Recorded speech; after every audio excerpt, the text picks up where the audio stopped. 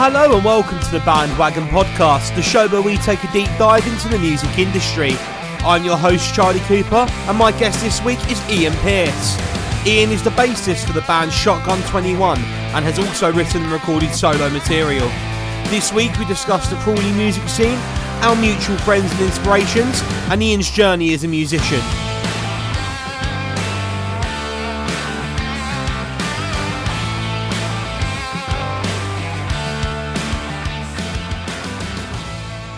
Ian, thanks for joining me. How you doing, mate?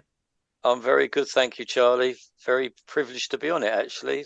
I've listened to a couple of them and they're very good. So when you asked, it was like a no-brainer for me. Yeah, definitely come on and have a chat with you. Oh, thank you very much. It's great to have you here as well. I mean, you're someone I've known for a number of years. I couldn't tell you how many times we played on the same bill over the years at venues around Crawley and iFest and things like that, and various charity gigs. And of course, that's been primarily just put my teeth back in, Ian. Sorry, with Shotgun 21. But of course, your story's going to have started, before then. So, how did you first get into playing? What was your first instrument, and what was the sort of light bulb moment behind that?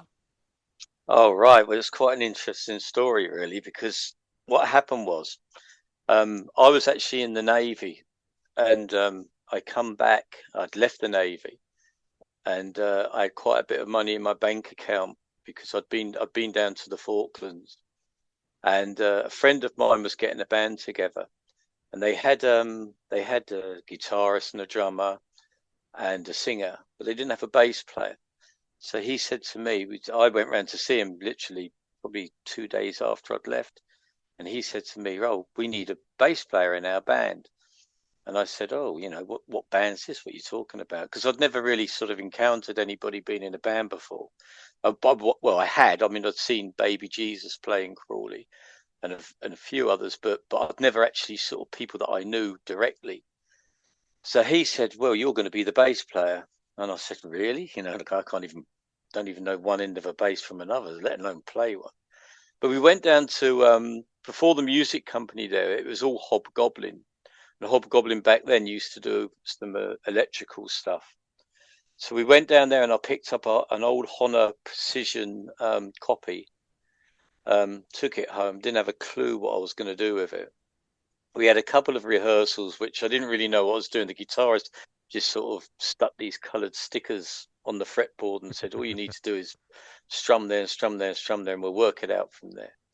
So I did that, and it was terrible, really. But but what happened was promptly after that, we split up. It didn't go anywhere, and I thought, well, I'm stuck now with this guitar, this bass guitar. And I thought, well, I've never been one to sort of quit things. I've always been somebody that takes things on. If something's put in front of me, I tend to be 100 miles an hour rather than sort of slow, so that I thought, well, I've got this thing now, I might as well do something about it and try and learn it. And I was always into music. Music's always been a big thing for me. My mum was a big music fan. I was brought up primarily by my mum till I was 14. So music was everything.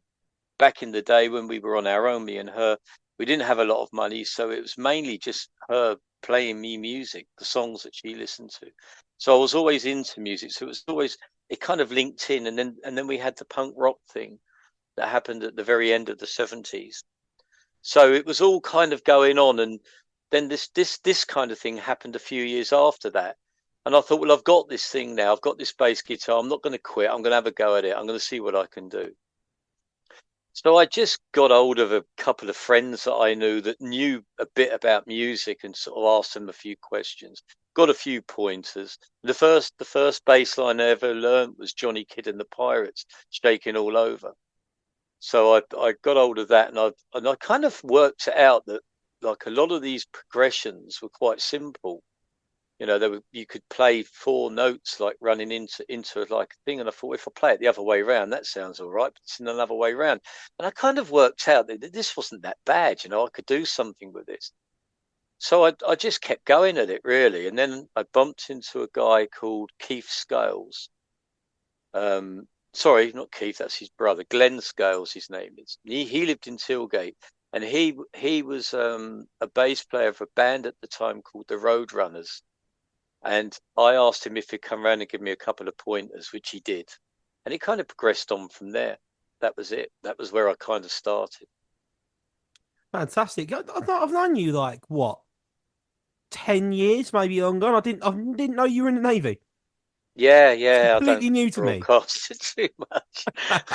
Yeah, yeah, yeah. It's a bit No. of a funny old story because I kind of had to do that to get out of probably being in a bit of a rut, really. But Mm. I anyway, think a it lot was of what young it people was. at that time did join the forces for that reason, didn't they? Yeah, yeah, Yeah. yeah. That makes a lot of sense. So you said that your mum was playing songs and you were paying a lot of attention to that. What were some of those songs? What artists did your mum used to play?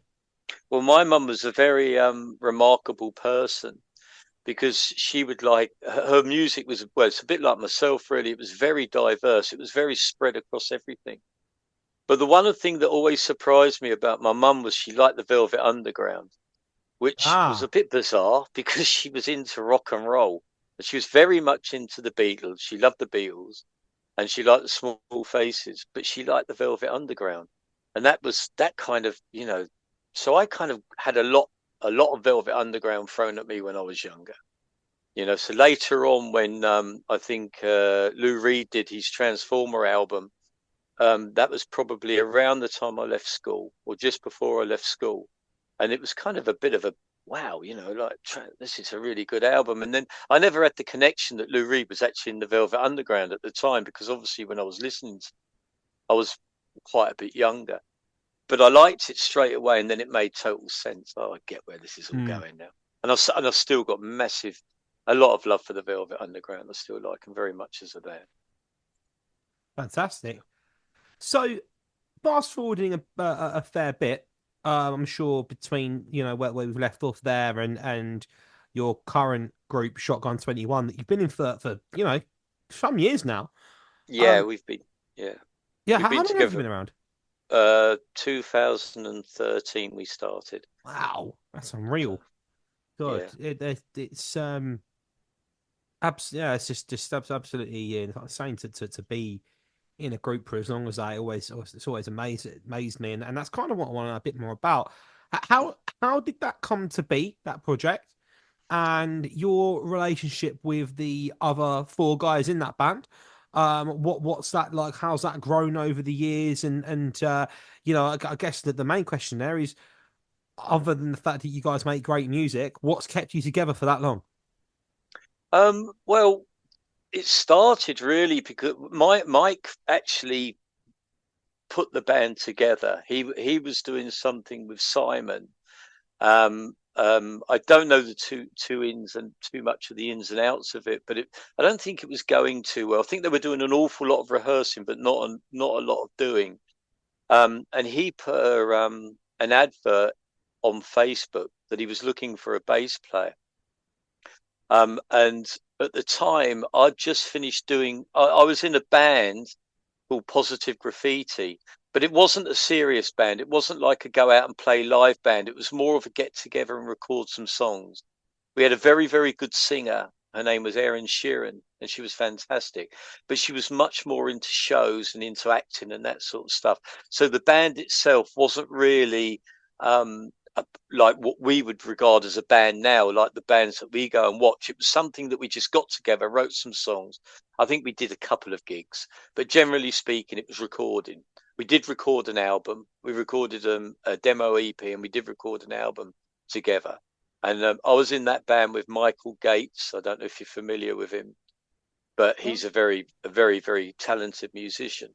So when Michael put the advert up, I'd only met Michael a couple of times, and that was when he was doing the Crawley music scene thing, and he was Yeah. putting gigs on around, and I'd been to see a few gigs and and we got talking, and I'd recommended him a couple of venues that I knew that were doing stuff. And when I saw that he was looking for a bass player, it just made sense to me. I thought, well, I actually want to get out and do something now. I hadn't done anything for quite a long time. So I thought I actually want to go out and do some music and do something original. Get out and write. I've always written songs. That's one thing that's all through my whole time as a musician. Whether I've been in a band or I've not been in a band, I've always written songs. So I have little books everywhere with loads and loads of songs in them, like lyrics and bits of chords and music and stuff like that put together and things. So I've always done that, and I've built up quite a sort of like a collection of these songs. And when I saw Michael was looking for putting a band together, and more importantly for me, an originals band, it made sense to me. So I contacted him and I said to him, like, look, I'm really interested, expecting an audition. But the message I got back straight away was like, "You're in." It was like, "Oh, okay, great. That was Fantastic. That's fantastic." straightforward. Yeah, yeah. And I thought, well, he did know. I mean, he had seen me play, so I mean, Michael's no mug. He knows his music, and Absolutely. so I'm assuming that he obviously thought I was okay. So I was in. So I went down to see them. They were playing the gig for Joe at what was then the Wingspan Club. Yeah, I remember it Um, well. that's right. And I went down and watched them play, and he was playing in the Avengers at the time with Danny Dangerously. Yeah, And and I Christian as met. well, right? That's right. Yeah, Yeah, who's on the Christian other was week. on. Yeah, Christian was on bass. And I went down to watch them, and that's where I met Simon for the first time. And we got talking, and we all got chatting to each other, and kind of. I put it forward to because they initially had another guitarist, and it was going to be myself, Simon, Michael, and this other guitar player. But the other guitar player never responded. Um, I think initially he said he was in, and then that was it. So I'd known Brian for many years and had worked with Brian. So I suggested to Michael that we bring a keyboard player in instead. I mean, I had the idea in the back. I knew what Brian's capabilities were, and I knew what he was like. So, and I knew he's very, very imaginative with things like samples and stuff like that. So I thought if I bring him in, with the ideas that I had in the back of my head, that would probably make us something a little bit different to what was going on at the time. And history, I suppose, says that's exactly what did happen. But so we had our first rehearsal at Pease Pottage, and I think we come up with two songs almost straight away. And I thought then, there's something here. This was. I mean, we really did hit the ground running. We really did. As far as relationships go, we're pretty close. We're pretty tight. The five of us now. I mean, we haven't got Simon now, and he left, and we've got Jay now. Um, uh, but as a group of guys, we're pretty close.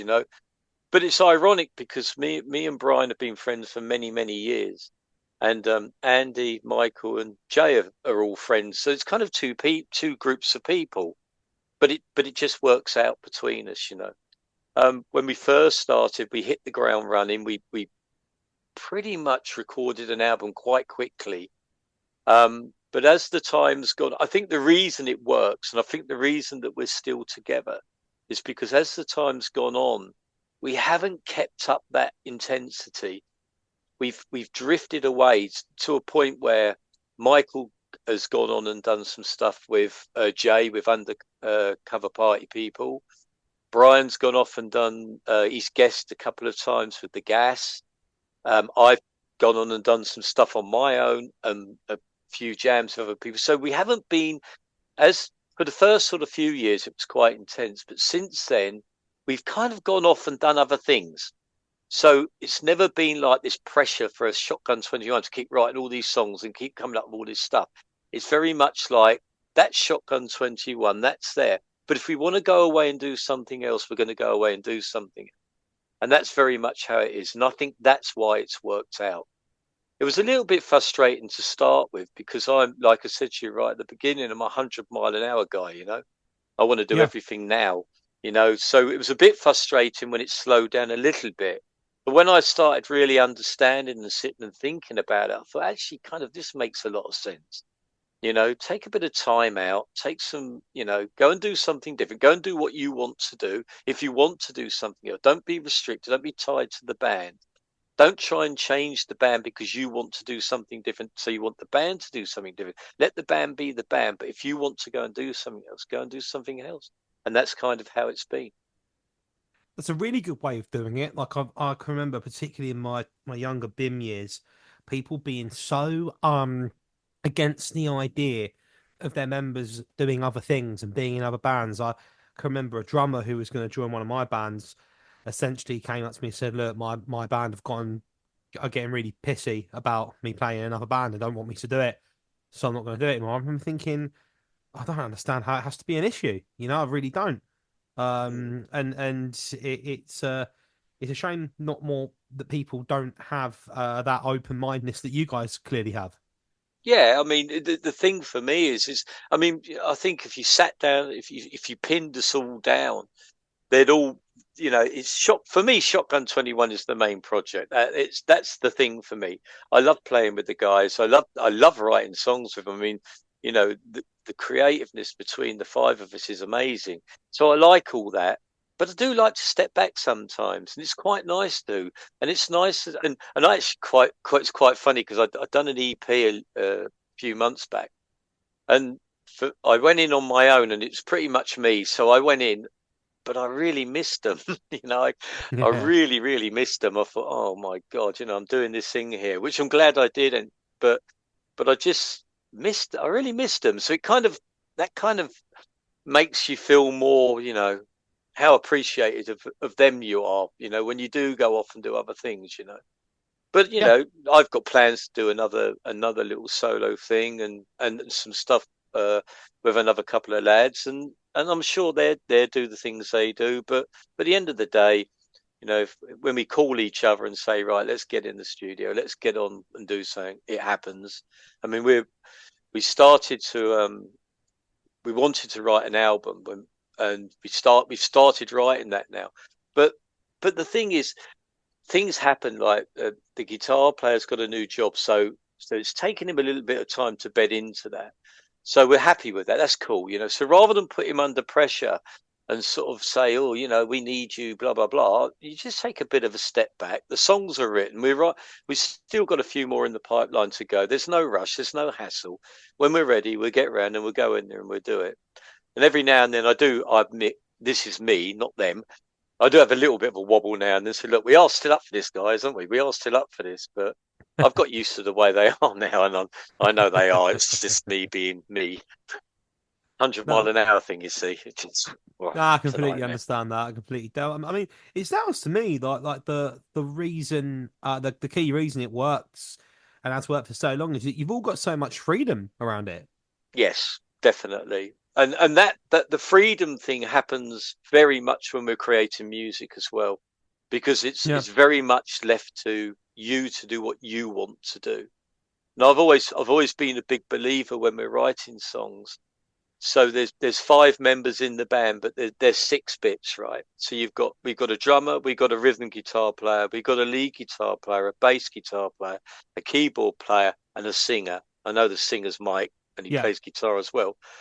But it's down to them to come up with their ideas. So when an idea will be brought to the table by whoever, it doesn't really matter who does that. It's brought to the table. Sometimes it might just be a few chords, or sometimes it might be a full song with lyrics. But then it's down to the other guys to work on that and put it in. And it's an open table. So the song's put on the table and you say, right, this is the blueprint, guys. What are we going to do? We're very open and honest with each other. If we don't think something's working, we'll say we don't think it's working. No one gets offended by it. No one gets upset about it. It's just the way it is. And then what we do, we'll sit and we'll work on it and we'll work on it. And eventually we'll all agree on something and say, actually, that's what we like. That's good. That's where we want to go. And that's why whenever anything we ever do, I always say to the guys, we have to credit everything to the band. And that's what we've always done as well. So it doesn't matter who brings the idea to the table. It doesn't matter if you don't bring an idea to the table, but the contribution from the guys when we're in that studio, when we're in those rehearsals and we're writing those songs, is absolutely 100% everybody.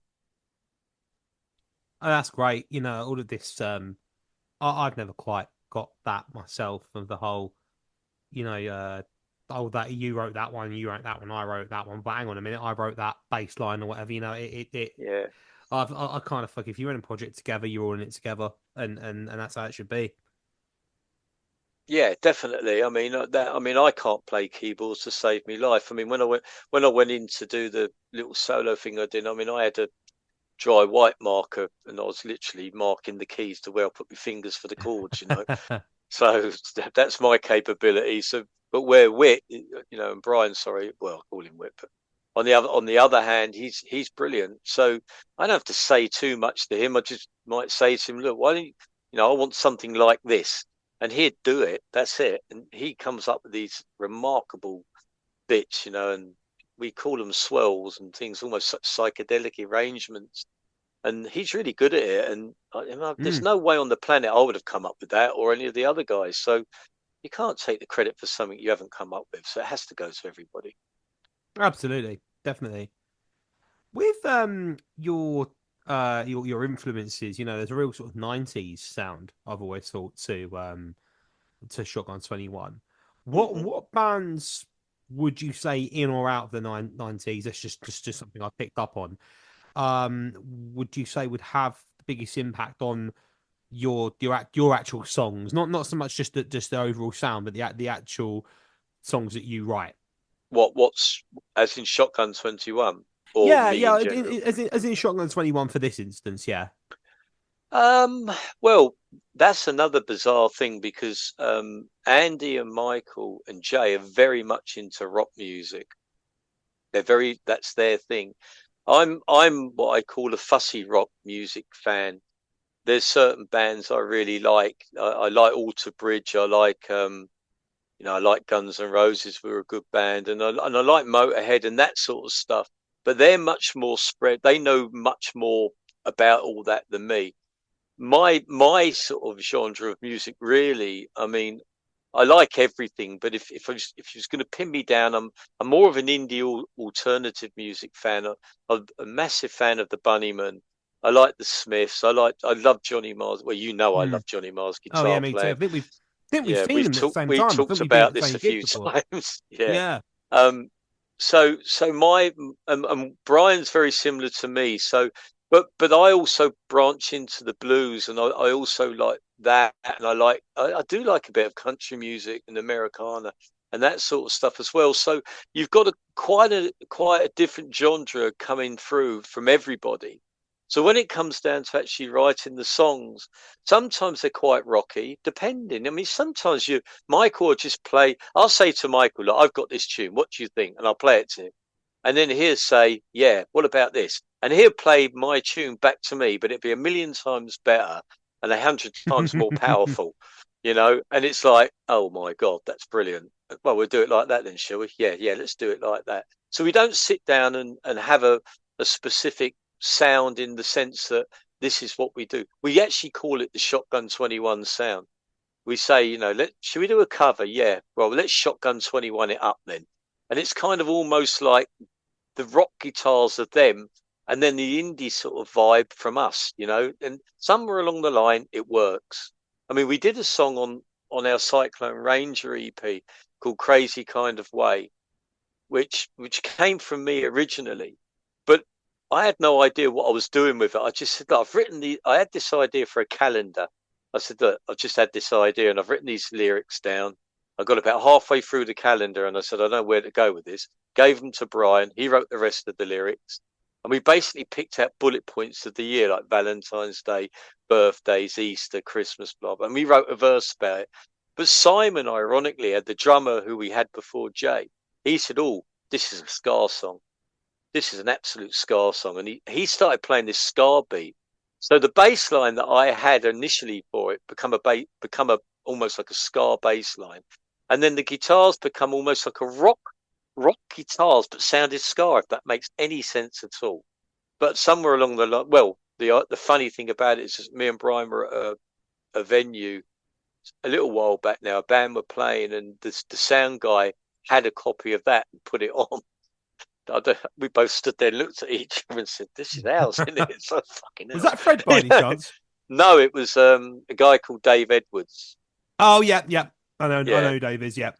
yeah, and it was like, and people were sort of dancing around to it, and it's like, wow, blimey. Well, that obviously works because look at them, they're all dancing around to it. And we did play a gig at at Broadbridge Heath one time when Fred was doing the sound, and Fred, I mean, bless him, he's an absolute legend. But He's lovely, isn't he? I was talking yeah, about him oh quite a lot mate, with well, Slow I Time used to Mondays work with guys. him as well, so it was even better, But he's a great guy, and what I love about Fred is quite often if he's got copies of your music, before you go on, he'll play a couple of your tracks. Yeah, And he did that with us, and I caught a bloke Shazam in it. And I that's thought, great. oh, that's all right. But again, that was crazy kind of way, so that's amazing. So I was quite chuffed with that. Oh yeah, absolutely. That's so good. No, he's a good guy, Fred. I was at a open mic recently that he was doing a sound for, and I was telling somebody about who was sort of new to the area, not long moved into the area, started going to the open mics in Crawley. Um, he's asked me what bands to check out, essentially, and I'd said you guys, and I'd said a couple of other people. I'd said about people like Danny Giles and Ned Mann. I know Danny's in Brighton now, but just the Mm. people in the area, and I said, oh, and there's of course Slow Time Mondays, and I realised as I was telling them about that, Fred was playing Slow Time Mondays on the PA while Oh, the yeah. group were waiting to come on. I was like, oh, actually, it's these guys here. But yeah, they were. That's he is very good like that. I find him Yeah, so calming. I mean, the trouble with me is my biggest downfall with music is I do suffer quite a bit with stage fright. Even right. even now, I still do. I can have a really bad moment, with it. But Fred just, oh, I don't know what it is. He just calms you down, doesn't he? He's got that way about him, that aura where you just look at him and realise, why am I getting so worried about this? Fred's over there. Yeah, I That'll feel be like all right. Fred, when it comes to having someone in your corner, Fred's like he's like everyone's uncle. Do you know what I mean? Yeah, that's it. Yeah, Like you definitely. just know that's all right. Okay, he's here. I know like, he's got my back. I'm Yeah, gonna be all yeah. right. Yeah, He's a good lad. Yeah, he good, is good. he is great. Yeah, he's fantastic. When we're talking about we sort of briefly have discussed this before. You've been doing this, a long time. You're one of the people that you and a lot of the guys in Shotgun 21 as well are one of the people that I think some of the newer and younger bands definitely know of and look up to in many ways because you've been doing it as long as you have. How have things changed? Because I've noticed huge changes since the pandemic. So how what changes have you noticed from sort of the start of your gigging career to now? Oh, blimey. Well, there's three big fundamental changes that I've noticed since I first started playing till today. Um, First of all, we've got social media now. So advertising and doing that, it's all done through social media. When I was first going out and playing gigs, it was a bucket of wallpaper paste and a flyer, and any shop window that wasn't occupied, you'd splat your poster on it. Hope the old Bill didn't see you. If you were playing in the venue, you would take your posters into the venue. That you get them knocked up cheaply on a photocopier, and they'd be put up on the wall in the venue. I mean, can you imagine doing that now? Blimey, they'd have to be in a frame, wouldn't they? But back then, Oh mate, it was there's no blue way I'd tack. even entertain doing that. Yeah, it was sellotape and blue tack, and you bung it up on the wall. Um, the second thing was recording. Very few. I mean, a couple of bands back then, certainly in the very early days, were bringing out vinyl singles, 45s, and that was just like mesmerizing. You were like, wow, they brought out a record. Look at that. That's fantastic. And everyone was. I mean, the first one that I actually really remember was the Soft Targets. They brought out a song, and I remember that being put on the jukebox in the old Crown pub in the public bar. Julian, who was Reg the landlord's son, he put it on the jukebox, and it was like, we've got, this band from Crawley have got a song on the jukebox in the It's Crown. It was amazing. mad. And then as it progressed into the sort of this was kind of the mid 80s, early late 80s. As it got into the 90s, a lot of bands were managing to knock out demos. Some of them were very crudely done, but they were demos. They were on cassettes, and so that was a bit better. But even you did the old Electroset to get the writing on it. It's all computer now, but back then you go out and get your little numbers and letters and scratch them onto the bit of cardboard and that, and knock up your tapes and all that. Nowadays, it's so much easier. You can go into a studio, you can use Bandcamp, you can use. I mean, I've got a 16-track recorder here. I mean, you don't really need to. There's not really much of an excuse apart from a bit of knowledge to not do something now. It's so much easier than back then, and obviously it's a lot cheaper. So doing demos, advertising and doing demos is two things. The third thing, and it's a little bit of a contentious thing, and it's not meant to be.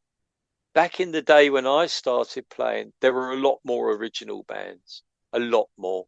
The venues back in them days, you had the Roadhouse over at Henson Road, you had at the Apple Tree, you had the Rocket, the Crown. They would put original bands on. You'd still have bands playing covers, and don't get me wrong, there's nothing wrong with that at all. I mean, for me, anyone getting up and playing an instrument deserves a massive pat on the back. But the market certainly around Crawley doesn't seem to be as pro original bands as it did back then. When I Right. used to go down to the Apple Tree on a Saturday when I was younger, every band down there would be playing their own music. That was just the way it was. And obviously the fallout from that is we had bands like Spitfire, and we had bands like Society, very, very good bands. And the band that I was in at the time, Jaywalker, they were all pretty good bands. I mean, and you had big Battle of the Bands competitions down in we did one down in Worthing, and that was all about original bands. So you had all these bands from all over Sussex writing and producing their own material, turning up to fight each other on the stage, like musically. And it was a big thing, and it was very, very. That was a big thing for me. That was great. I have no problem with originals. I really have no problem with that. Sorry, with cover bands. I have no problem with it. But I just would love to see a couple of the local venues take a little bit of a punt on the actual song, the people writing the songs, and give them a go. You know what I mean? It shouldn't have to be you've got to do covers. It should be we just want you to play music. I mean, one thing I say to people all the time is every single song starts out as an original song. Every single song you hear, you have to hear it for the first time. So how you sort of like put that into your own, people put that into their own perspective is up to them. But they're the three big changes that I've noticed. Like I say, advertising, recording your own songs, and the way currently the way the music's changed over to more cover bands than it is original bands in Crawley, like. But take nothing, like I say, take nothing away from the cover bands, nothing at all. No, I think you're absolutely right. I mean, the last place in Crawley that were really good at putting originals bands were the Black Dog, which is now a meze restaurant. Yeah, that's right. Somewhere you and I have both played. I could not tell you how many times. Um, it was, and that was great. But even then, very difficult to earn a living doing it. And Yeah, yeah. it's if I went out just playing originals now, there's no, I wouldn't be able to pay the mortgage. You know, Well, no, that's um, that's exactly the problem, though, and it it's is a problem. that Yeah. it is. And whereas, but for me, it's a very it's quite sad that it has to be like that. It doesn't have to be because music's music. But I fully understand. Like I said, it doesn't. I'm not going to beat. It doesn't bother me. I think music's music, and I'll go along and watch any band, yourself or Paul Stanworth or any of those guys, and have a really good evening. So I don't really care too much. Yeah, But yeah. but to get yourselves heard, if you want to progress out of doing the circuit sort of thing and be an original band, it's very, very difficult. It seemed to be a little bit easier back in the day. Yeah, I'm sure it was, and I hear stories from musicians I know from your generation, and it's just like a completely different kettle of fish. And even when you watch films like 24-hour party people, for example, you Mm. know, and I know that's a very caricatured story, but the fundamentals of it were that it was bands got up, they made a demo, they played, they went down and blagged their way into the office of a record production company or a publisher, and that was it. You know, they tried to get it that way. I think there's a story about the Smiths driving down from Manchester to Rough Trade in London, getting their demo in, it somehow getting played on the radio the same day, and then them being back in Manchester to play at the Hacienda that night. Yeah, And all of a sudden, everyone who'd never heard Hand in Glove before, there was a nightclub full of kids who had heard it that day and had turned up to yeah. hear it played live because they'd never heard anything like it before. Yeah, I mean, very much so. I mean, Liverpool. If you go to, I mean, I know Liverpool quite well.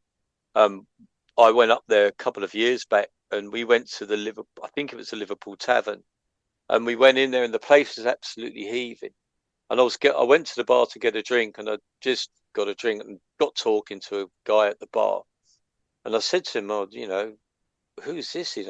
These sound pretty good." He goes, "Yeah, they're one of our local bands." And I said, "Oh, originals, they're doing their own stuff." And he said that it was actually their second gig.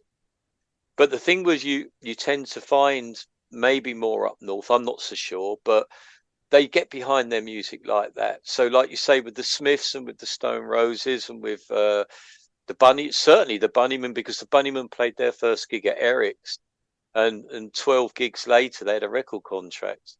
It's Because insane, isn't it? well, people get they if they throw themselves at the band. I mean, the famous story is the Stone Roses spraying Stone Roses on the wall all around Manchester doing a gig and loads of people turning up, Yeah, because of the intrigue, and because the music companies won't ignore that. They see that, and it's like there's loads of people going there. Why are they going there? We want to yeah, know why. The Cavern's a great example of that with the Beatles.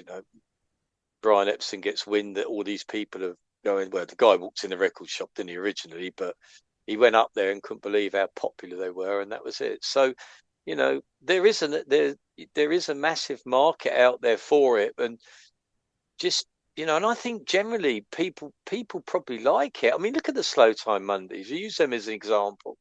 I mean, they're absolutely fantastic. There's no mistaking that. They're a very, very good little band. They've got out there. They've worked hard at what they've done, and they've done it. And now people are liking their music. What they've written, and quite rightly so, because they're good songs.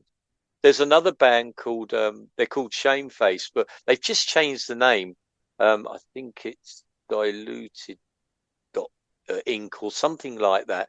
I can't remember off the top of my head, yeah. so I forgive know me, lads. Shameface. I didn't know they changed Yeah, their name though. yeah, but they're another band, absolutely fantastic. Young band, young lads getting out there and really having a go and writing very, very good songs, very good songs. And it'd just be nice if there was a little bit more around the town. Maybe the Rocket would be brilliant because obviously they start the Cure off.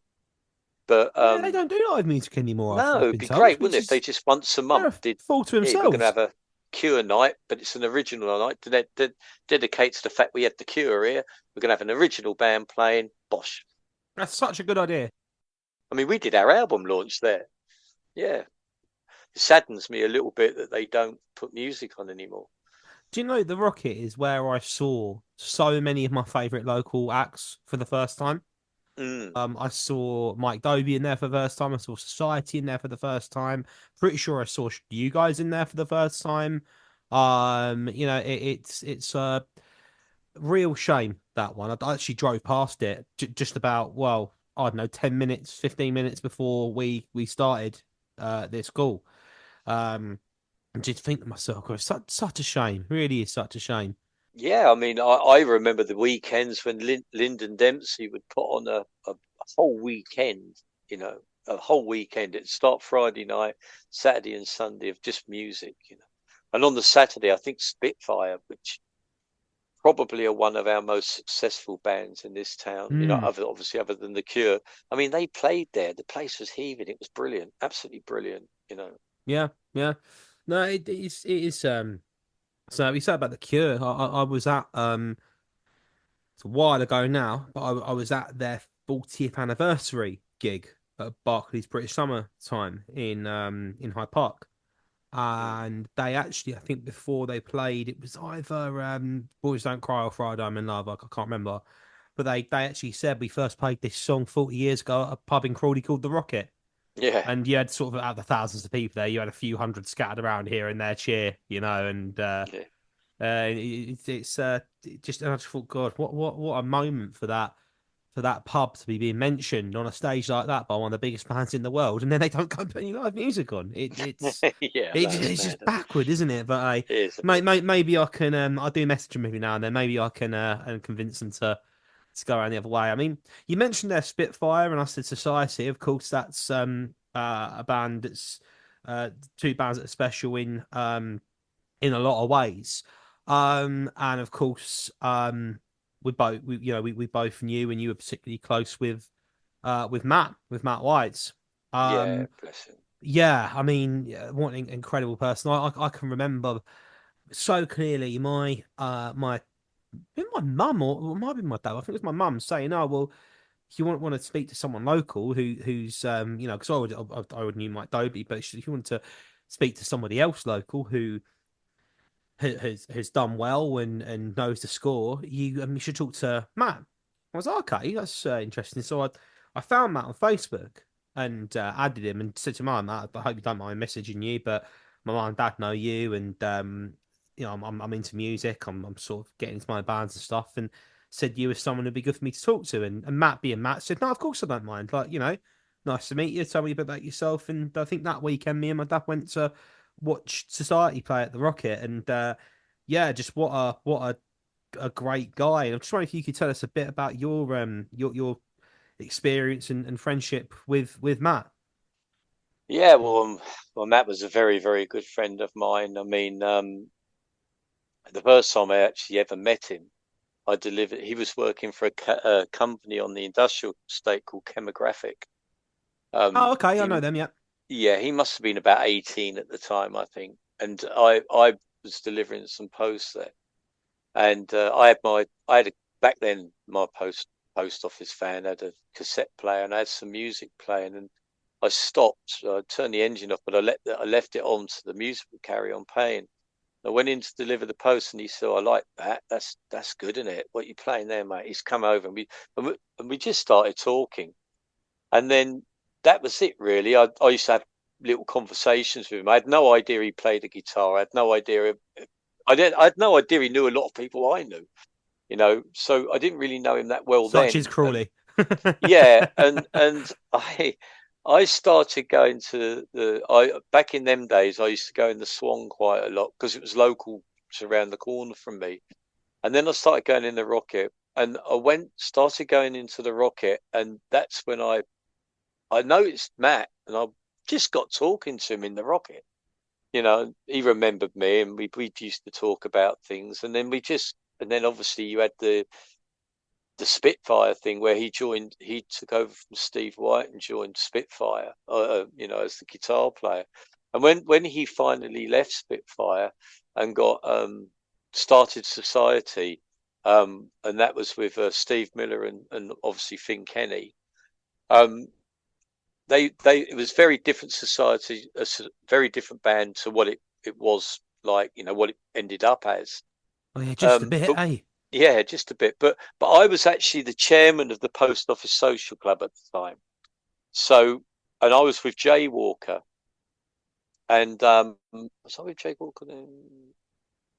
No, sorry, it was just before that. I was with another band, and we put Society on. I said, "Look, do you want a gig?" And Matt asked me about it. We got talking. I said, "Yeah, come on, play up at our place." And they're pretty much their first. I think it actually was their first gig was at the Post Office Social Club, where it's now the Emerald Club. And I mean, obviously they blew the bloody place apart. They were just so good. They were such a tight band, and so I mean, Matt was an absolute perfectionist. He really was. He knew his stuff, and what he didn't know about music probably wasn't worth knowing. And he was so it didn't really matter with him. It was as long as you were doing, as long as it was good, and you were, and it, you were like, giving it your all, and that was good enough for him. He was he taught me so much. I mean, just after that gig, the band that I played with there split up, and that's where I formed Jaywalker. So there was two bands in Crawley at the time. There was Society and Jaywalker, and they were both three pieces. And we did quite a few gigs and things together. I've still got the flyers to this day. I've never got rid of them. But I've stayed very good friends with Matt, and it's ironic actually because when my son was born, I took some time out. I didn't go out anywhere for quite a few years, but when I did, it was like just going back again, like it was before I hadn't gone out. When I before I'd sort of taken that time out. I'd always stayed in contact with him, but he was just what we used to sit and talk about music all the time, and he put me on to so many different things, and different genres of music, different ideas. I'd play him something and say, "What do you think of this?" And he'd say, "Why don't you change that and play that instead?" And oh God, yeah, actually, that sounds brilliant. And he, Yeah. so we used to bounce off of each other. And towards the later time, the last couple of years before we lost him, we spent an awful lot of time together. And we would go over to the Plough in Three Bridges, where it was a little bit quiet, and not so many people kind of knew, so we wouldn't kind of get disturbed, if you like. And we'd sit and have long talks about music and the different stuff and the different things. And he'd tell me the stories of back in the day, what he did, and I'd tell him things. But it always come down to a specific subject, and that would be of a particular record or a particular thing. And I would just sit there mesmerized, because he would go on for about an hour and a half, just talking about this musician and this stuff, where it come from, how it come from, where it was dealt from, this, that, blah, blah. I mean, he was an absolute oracle, and I learned so much from him. And the crazy thing about it was Jaywalker split up for about a few months. And when they split up, it was around the time that Steve Miller left Society. So Matt asked me if I'd have a go at playing in Society. Well, I was rubbish, compared to them guys. I mean, they were brilliant, and I just weren't up for it. I wasn't good enough, and I know that. I accept. But what it did do was it gave me the biggest kick up the backside that I needed. It made me realise that you can't just carry on doing this and not progressing and not trying to get better. I realised then that I was good at what I did, but that was all I was good at. So in respect, I did say that to Matt, not too long before we lost him, and I said, basically it's because of you, because he was just talking about stuff, and I said, basically it's because of you. I got better because you basically give me the kick up the arse that I needed. And he just said, "Oh, it's nice, thanks, mate." And it was like, like it was just, he was such a good bloke to talk to about music. He was a great guy anyway, but he was a Yeah, he was. really top bloke to talk. If you wanted to know about music, you talk to Matt, And the good thing is I was in a very, very privileged position, because I was very good friends with him. But I was good friends with Mike as well, Mike Doby. So there was one time when the three of us were in the Plough in Three Bridges. We'd gone down to see Brogue's Irish folk thing. And we got talking, and it was Mike that actually brought it up. He said, we should do a song together. So there was me, right, and these two. Two of arguably the best. I can't really say anything else really other than that. I was just And thinking, I would and be very intimidated in that position if that were me. I just said, "You are joking. You want me to do a song with you two?" And they said, "Yeah." And oh, okay. I said, "What are we going to do then?"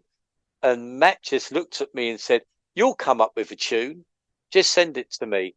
And I'm like, "Okay." So I've got Mike Doby and Matt Wise telling me to come up with a tune. Can you imagine that? I'm like, "Oh my Wow. God," but I mean, unfortunately, it never come about. But there's a photo going around. It's quite a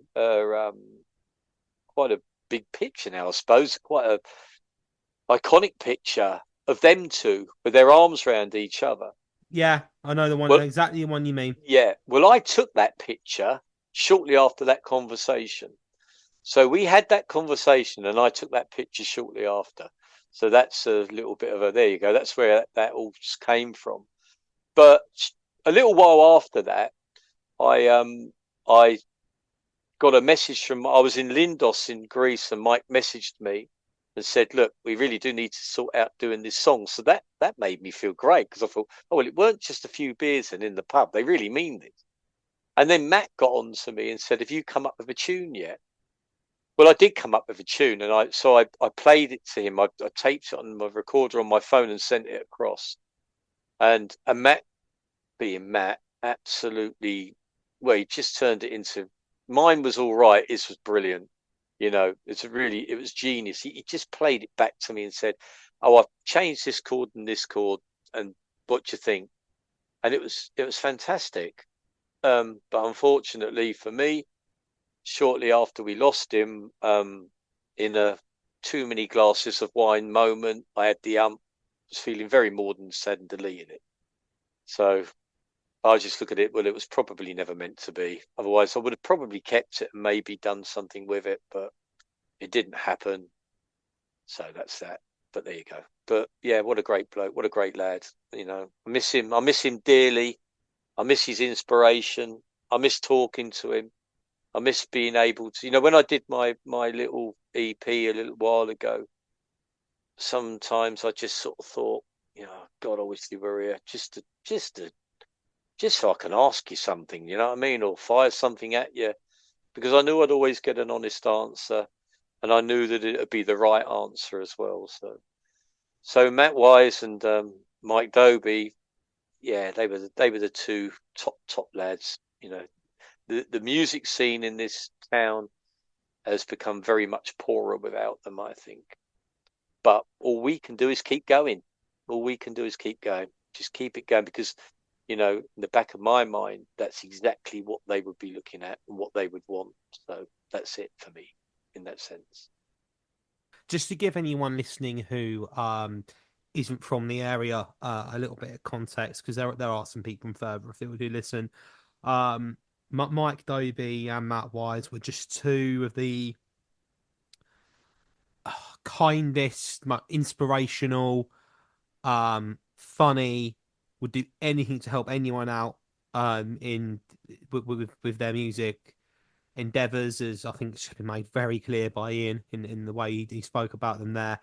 Mike's been mentioned on this show before. I think this is the first time we've spoke in depth about Matt. Now, I didn't know Matt as well as I knew Mike, but I just won't ever forget the kindness he showed me as a 19, 20-year-old kid trying to figure out what to do, where to go next. This is just something I won't ever forget. And you're absolutely right, Ian. The town, not just music wise, but the town in general is worse off without them both. Oh, definitely, yeah, Yeah. definitely. But like we have to look to the future, and we have to look at the inspirations that are coming through, and the younger generation, and other musicians like yourself, like Paul, Yeah. like bands like the Slow Time Mondays, like all these other young musicians coming through. We have to look at them and think this is they left a bit of a legacy, and the legacy is that I mean, Mike, especially Mike massively. He was the music scene to him in Crawley was very, very important. It was very, very important. I mean, we had many conversations about Shotgun 21. He's done there's a gig on YouTube of him at Maidenbower Park, and he actually mentions that, so I'm quite flattered about that. But he liked us, and he liked us as a band. He liked the fact that we were doing what we were doing, and we could. I've never got rid of the messages. I've always kept them, And our last recording that we did was Take on the World, and it's basically 3 tracks, and then there's I think there's 4 live tracks on it that we recorded down at the Brunswick in Hove, and he reviewed it for me. I jokingly said to him, what do you think of this? What do you think of it? Just let me know. Anyway, I didn't think too much of it, and then I kept getting these messages pinging through, and it was Mike telling me he's going for every song, telling me what he thought. This is great, mate. This is blah blah blah, and it was, I've never, Charlie, honestly, mate, I've still got it on my phone. I'll never get rid of it. It's so precious, and it was like, wow. But I told him that about 3 or 4 weeks before, and never heard nothing, and didn't think anything of it. But the thing with Mike is, it never left him. It was there in his head. It just, when he was going to get round to doing it, but he did. He was true to his word. That's exactly what he did. He went out and he reviewed my band's record, and he told me what he thought, and I showed it to the lads, and it was lovely, But that was Mike. That was what Mike was. I mean, I first met him when he come down from where he was living in Manchester in St Anne's. And I think he moved down to London and come down from London. And I remember him playing in the Rocket probably the very first time. I was with a guy called Andy Fordyce. We was watching him, and I can remember the very first conversation I had with him, and then I didn't see him for a few years because, like I said, earlier on, I went into, my son was born, and I didn't go out and I didn't do too much. And then I bumped into him in the White Hart. It's like I saw him yesterday. It was mad. It was, he just, oh, hey Ian, how you doing? Blah blah blah blah blah. I mean, and that was it. And I only went in there to drop something off to somebody. Ended up staying all evening with him. That was it. That Yeah. was how infectious he was. And Matt was very similar, but they were similar but different. If that makes any sense. Yeah, they're similar They were values and they treat people yeah, in the same way, but yeah, different but personalities. Yeah. different of different advices. Different ways of paths of going down and letting people know things. But the two of them are absolute geniuses. That's for sure. That's absolutely for sure. Yeah. Mike was very much the same with Mile Band, Mile High City. Did whatever he could to help us out, and he would he basically tell people to come see us. Me and Ryan, or sometimes all of us, or me and Chris would walk into a pub that he was playing. I can remember one night we cut our rehearsals short so we could go to the Greyhound and watch him play. And we walked in, he clocked us walk in. He's in between songs, and he basically just said to him, I don't think I'd ever said to him, "Oh, we're playing next weekend." You must have just seen it on Facebook or whatever, and basically said, "Right, next weekend, all of you now know what you're doing. You go and watch them." And they all bloody did. They all turned up, Yeah. But yeah, it was definitely really fueled that scene. I mean, moving on slightly with Shotgun 21. What's a specific performing live gigging moment that really stands out to you? Is there one gig that you look back at and go, that was fantastic, and why? Oh, yeah. There's been a couple really, but for me, I remember when we played up in Shoreditch, and we played in a pub in Shoreditch. Basically, you went. I can't remember for the life of me the name of it. There was a little venue, and the venue was down at the bottom of these stairs. You went down this like spiral stair bit, and it was down at the bottom. It was quite big, but we played with a band called the Centon Bombs, and I'd heard of the Centon Bombs, and I'd heard a few of their songs, and I really liked them. And they're on YouTube, and they've done an awful lot over the years. They're kind of a bit rocky, though. And we turned up at this venue, and we didn't really know what was happening. We just knew we had this gig there. We did it through I can't remember the name of the guy now. Andy somebody come to me, but we did it through him, and they were and we went into the bar bit downstairs, and we were talking, and they were on the bill. They were like the main band, and I looked and thought, shit, we're fucking playing with the Centon Bomb. This is mad, And it was like that. So that was a moment, because I'd heard of them, and I knew they were like just bubbling under as a major band, or doing well. So I was kind of really. Oh, Andy Cavendish. There you go. Sorry. That was the name of the guy. And then the other time, probably one of the better gigs I remember was down in Eastbourne. We played at a place called the Paper House, and we turned up there, and it was dead, absolutely dead. And we set all the gear up, and we thought, oh, this is not going to be much fun, you know. And but we were staying down there. I think that's one we actually booked in to stay down there. And I thought, oh, this isn't going to be much fun. This is going to be a bit naff. But we did a sound check. Then we went into the songs. All I remember was the stage. I've got a photograph of us on stage. I've used it a couple of times as a cover photo on Facebook. But you couldn't see nothing in front of you, not a thing. It was pitch black. And we played like we did our usual sort of like whack out 3 songs, and after the 3rd song, the place erupted. And we were like all looking at each other, but it was dead. There's no one here, you know. But it was packed. And they'd all come in while we were doing the sound check. It was pitch black. You couldn't see a thing. They were so quiet, you couldn't hear anything. I don't know if we were just so wrapped up in what we were doing that we didn't notice it, but it was just bizarre. And at the end of it, the place was full and they were all cheering and being really loud. And it was, oh, okay, that was a bit weird. But I really remember that gig because Whit's pint bounced along the thing, sorry, Simon's pint bounced along the thing and he nearly fell on Whit's keyboard. But there you go, that's what happens. So they're 2 memorial, gigs where I remember very well and enjoyed very well. But I think my favourite gig, the favourite gig that I've ever played with with Shotgun 21, it's got to be the last one. The last one we did was a great gig. That was over at, we did Mike puts this thing on called Glitch at Ifield Cricket Club. It's the first Friday in every month. And we went and played that, and that was we hadn't played together for such a long time. We hadn't done anything for such a long time, and we thought, well, we'll go along because we're going to help Mike promote Glitch anyway. And it was just such a good gig. We were so tight for not playing together for so long, to having maybe 1 or 2 rehearsals and then getting out and doing what we did. That was pretty special for me, because that said to me, look at us. We've been around a long time, and I get that, but look at us. We've hardly rehearsed it, and we've gone out there and we've done that, and there wasn't a note put wrong. It's just absolutely perfect.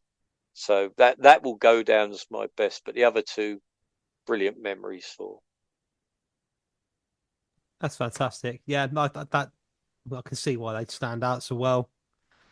And I think what I'd say now, given now the changes that you have seen over the time, and the fact you're still doing it, if there is someone out there who's mid to late teens listening to this, who's looking at starting up a group or going out on their own, what would you tell them? What's the one thing you would tell them to bear in mind as they're starting out? Don't worry about what people think. Just worry about what you think. Be yourself. Play the music you want to play, and don't worry about what other people think about it. Because for every 1 or 2 people that might not like your stuff, there'll be lots of people that do. And you'll never please everybody, but you've got to do the right thing by yourselves. And mostly you've got to enjoy it. That's probably the best bit of advice I would give to anybody. Just music's about enjoyment. It's the international language. It's about going out and having fun. It's not a competition with everybody else. It's not to go out there and outdo everybody else or be the thing. It really isn't. It's about enjoying yourselves and having fun and leaving something, leaving a bit of a legacy maybe, but enjoy it. Enjoy it is everything. That's the main thing. Everyone's going to have an opinion, and it might not be the best opinion. I don't know. I don't. I'm always very skeptical of everybody that turns around and comes up and says, "You were great." Everyone says you're fantastic. But I've never really bought into that ideology. It's nice to have compliments, but the one thing I've always done is I've enjoyed it. The only time I've ever walked away from anything was when I stopped enjoying it, when it stopped being fun. There's no point then, because you're banging your head against the wall. Just go out and enjoy it. And if you, wherever it takes you, as long as you've had fun doing it, that's the most important thing. That's great. Couldn't add to anything there myself, mate. And as a guitar tutor, that's something that I think I'll find very handy to pass forward myself. Lovely. Well, before we wrap it up, I just want to give you an opportunity here, mate, to plug your solo stuff or anything you've got coming up with Shotgun 21. Shotgun 21 are playing the Mike Dobie album. Well, you're doing it, so we'll be seeing you looking there. Forward to that. That's the Maiden Bower Club on. It's the 5th, isn't it? The 5th of October. It is indeed, yeah. I'm absolutely over. Obviously, to be asked by Pauline to do that was an amazing thing. You know, I mean, I'm absolutely honoured to do that. It's for Music Minds Matters, which is very, very important. It's a very important charity. So, you know, if you can get a ticket, I think it'd be worth going to. The Slow Time Mondays are playing there. We're playing there. You're playing there. Finn and Ed Mann are doing something there, I believe. Yeah, Paul Stanworth, I think. Paul Stanworth's playing there. So there's a lot of good musicians and a lot of good stuff going on. And look, it's a tribute. Look, at the end of the day, if we can do this, and Mike's album deserves this. You know, it deserves it. It deserves hearing, and it deserves everybody getting behind it. It's for a very, very good charity and a very important charity. Like all mental health charities to me are massive, but this is a little bit more closer to our hearts. That's what we're doing. And myself, I did the CD that I did. That's gone now. They're all sold. I mean, it's called. Sorry, I've got a frog in my throat. I thought you forgot your own CD was called then for a second. No, it's called I'll Take You There, and it comes under the title Piercy. It's on Spotify. It's on YouTube.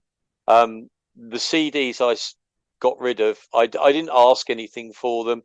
There was a barcode on them, and I just said, you know, look, if you want to contribute anything, just scan the barcode. That'll give you a direct link to Music Minds Matter. If people do want to listen to my music, that's fantastic. It'd be nice if you want to make a contribution to that charity. You don't have to, but that's the whole idea of doing that EP was for that. So if people go out and they do have a listen to the EP and they do like it, then, you know, the charities, Music Minds Matter, you know, or Music Lives, it's there. Go and do something about it, or even just talk about it. Sometimes it's not always about the money. Sometimes it's talking and putting it out that this charity's out there and that Pauline works very, very hard for it. Am I doing any more music stuff solo? Yeah, I'm definitely going to. The EP that I did was something that I'd written the songs, and they weren't Shotgun 21 songs, so I thought I'll record them on my own. And it's been fun. It's been good. A little lonely sometimes, but it has been fun. So I'm going to give it another go. I'm going to do some more stuff. Probably, I think Brian's going to come in and help me with some of it, so it won't just be me. Hopefully Shotgun 21 will be going in the studio soon. I'm predicting probably the very beginning of next year with other things. By the time we take out all the other things that are going on and the other things that are happening, I'm hoping that we can get in the studio for the beginning of next year and start recording a new album. I suppose my passing shot's going to be, you know, there's lots and lots of very talented musicians in this town. Get out and support them. Could not agree more. Ian, this has been great. Thank you so much for joining me, and I look forward to seeing you in October. Yeah, thank you, Charlie, for having me. It's been a pleasure, mate. Cheers, lovely. Take care, mate. Cheers, mate. Bye.